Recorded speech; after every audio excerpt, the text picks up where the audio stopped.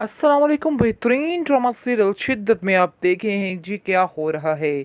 आखिर ये क्या चक्कर बन गया, कैसे इन्होंने मशाल जैसी इतनी अच्छी लड़की को किस तरह से जलील करने का प्लान कर लिया है। यानी कि ये सब कुछ दिखाने की कोशिश की जा रही है कि आखिर मिशाल भी ठीक लड़की नहीं है, लेकिन ऐसा बिल्कुल भी नहीं है। वो सिर्फ और सिर्फ असरा की खातिर ये सारी बातों को कंट्रोल कर रही है, क्योंकि उसे हर बार गुस्सा आया है जब जब सुल्तान ने असरा को जलील किया है और सबके सामने उससे बदतमीज़ी करने की कोशिश की है और उसने इस बात का खरा जवाब दिया है।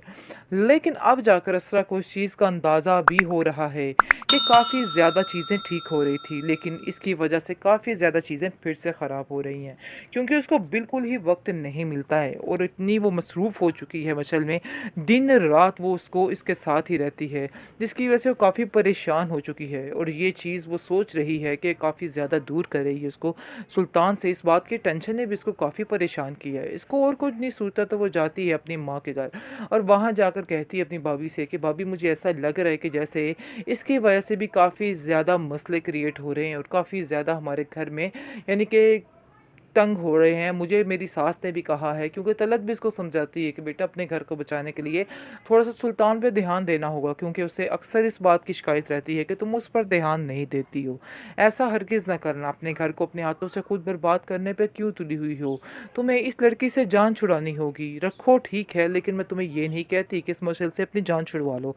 मैं बस तुमसे यही कहना चाहती हूँ कि तुम्हें मशल के साथ एक तरीके के साथ वक़्त गुज़ारना है, क्योंकि जिस तरह तुम उसके ऊपर इतना निछावर हो जाओगी तो फिर हर चीज़ से दूर होकर रह जाओगी, हर चीज़ से कट कर रह जाओगी। वैसे मैं तुमसे जानती हूँ कि तुम पर कभी मैंने किसी चीज़ का बोझ नहीं डाला है, लेकिन खैर सुल्तान का ही इतना बोझ है, किसी और के बोझ की क्या ज़रूरत है उसको, और किसी की बात सुनने की उसमें हिम्मत ही कहाँ रहती होगी। क्योंकि सुल्तान जो है वो भी एक नंबर का, क्या बोलें उसको, कि क्या इंसान है।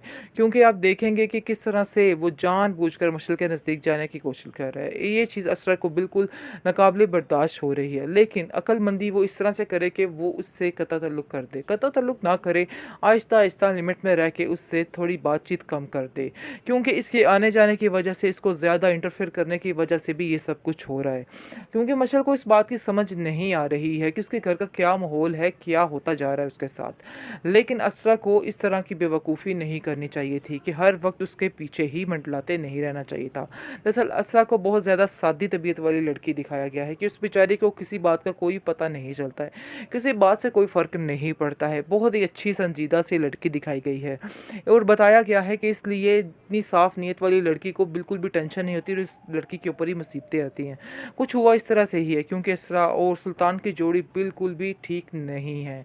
सुल्तान जो है जानबूझकर ये सब कुछ कह रहा है। असल में वो जब का उसने ये बातें सुनी हैं, मशल और इसके दरमियान जो गुफ्तगू हो रही थी, इस बात को उसने दिल पर ले लिया है और दिल पर लेने की वजह से ये सब कुछ कर रहा है और चाहता है कि बस अब ये काम जो है वो ख़त्म हो जाए, क्योंकि वो इस चीज़ से बेहद परेशान हो चुका है और सोच रहा है कि बस अब इस लड़की को भी इसकी ज़िंदगी से निकालना होगा। साफ साफ तो वो कहने से रहा, लेकिन इसलिए इसके यानी कि इस तरह की चीज़ों के लिए इस तरह के हथकंडे जो है वो अपना रहा है।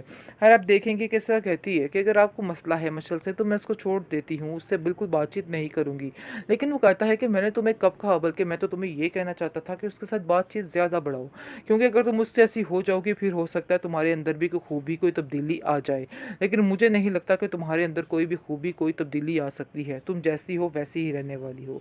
असरा इन सब चीज़ों को सुनकर और ज़्यादा बेचैन और ज़्यादा परेशान होने लग जाती है कि आखिर मैं जो मर्ज़ी कर लूँ, इधर कोई किसी की यानी कि कोई नेकी नहीं है मेरी, मुझे ऐसे ही ज़लील किया जा रहा है। बेहतरीन ड्रामा सीरियल शिद्दत में आप देखे हैं जी क्या हो रहा है।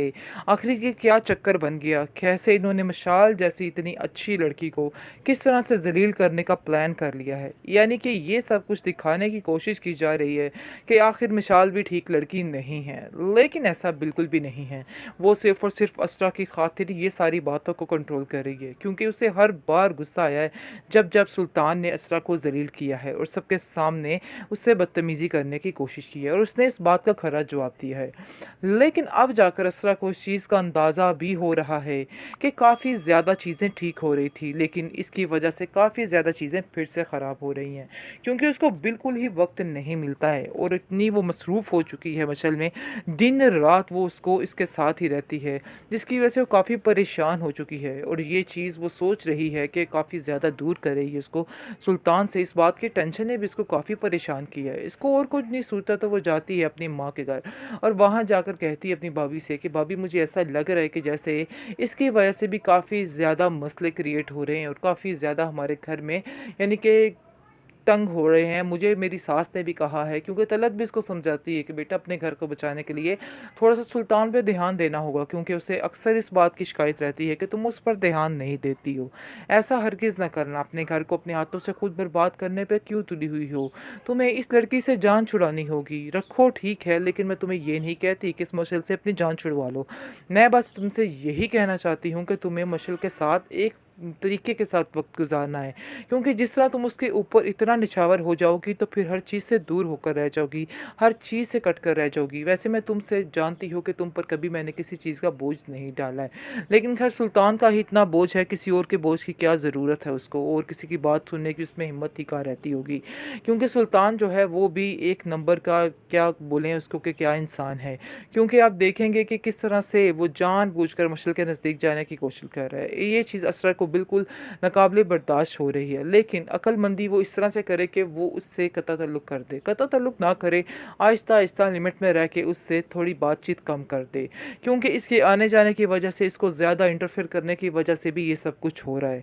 क्योंकि मशल को इस बात की समझ नहीं आ रही है कि उसके घर का क्या माहौल है, क्या होता जा रहा है उसके साथ। लेकिन असरा को इस तरह की बेवकूफ़ी नहीं करनी चाहिए थी कि हर वक़्त उसके पीछे ही मंडलाते नहीं रहना चाहिए था। दरअसल असरा को बहुत ज़्यादा सादी तबीयत वाली लड़की दिखाया गया है कि उस बेचारी को किसी बात का कोई पता नहीं चलता है, किसी बात से कोई फ़र्क नहीं पड़ता है। बहुत ही अच्छी संजीदा सी लड़की दिखाई गई है और बताया गया है कि इसलिए इतनी साफ़ नीयत वाली लड़की को बिल्कुल भी टेंशन नहीं होती और इस लड़की के ऊपर ही मुसीबतें आती हैं।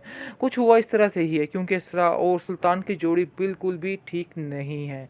सुल्तान जो है जानबूझकर ये सब कुछ कह रहा है। असल में वो जब का उसने ये बातें सुनी हैं, मशल और इसके दरमियान जो गुफ्तगू हो रही थी, इस बात को उसने दिल पर ले लिया है और दिल पर लेने की वजह से ये सब कुछ कर रहा है और चाहता है कि बस अब ये काम जो है वो ख़त्म हो जाए। क्योंकि वो इस चीज़ से बेहद परेशान हो चुका है और सोच रहा है कि बस अब इस लड़की को भी इसकी ज़िंदगी से निकालना होगा। साफ-साफ तो वो कहने से रहा, लेकिन इसलिए इसके यानी कि इस तरह की चीज़ों के लिए इस तरह के हथकंडे जो है वो अपना रहा है। खैर आप देखेंगे किस तरह कहती है कि अगर आपको मसला है मशल से तो मैं इसको छोड़ देती हूँ, उससे बिल्कुल बातचीत नहीं करूँगी। लेकिन वो कहता है कि मैंने तुम्हें कब कहा, बल्कि मैं तो तुम्हें ये कहना चाहता था कि उसके साथ बातचीत ज़्यादा बढ़ाओ। क्योंकि अगर तुम मुझसे ऐसी हो जाओगी फिर हो सकता है तुम्हारे अंदर भी कोई खूबी, कोई तब्दीली आ जाए।